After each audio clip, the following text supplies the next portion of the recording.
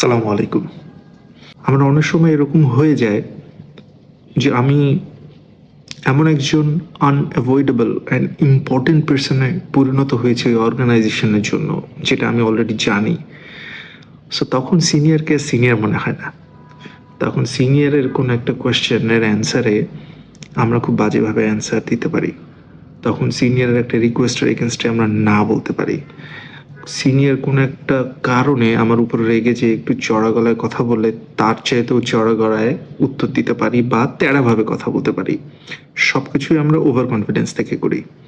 You never know কখন আসলে বাসার দান পাল্টে যায়।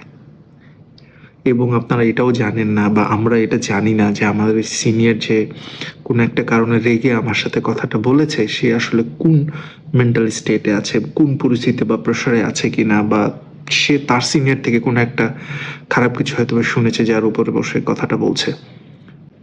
অনেকেই এই জিনিসটা এরকমভাবে বলে যে আমি খুব স্ট্রেট ফরওয়ার্ড মানুষ, যা বলি সামনাসামনি বলি, পছন্দ করলে ফাইন, না পছন্দ করলে I don't care. Sorry, that's not a good behaviour.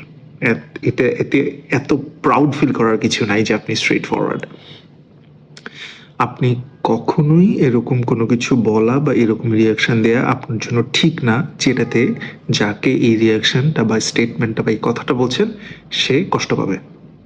Religious পার্সপেক্টিভেও ঠিক না, অফিসিয়াল পার্সপেক্টিভেও ঠিক না, প্রফেশনাল পার্সপেক্টিভেও ঠিক না, পার্সোনাল রিলেশনশিপ পার্সপেক্টিভেও ঠিক না। All the best.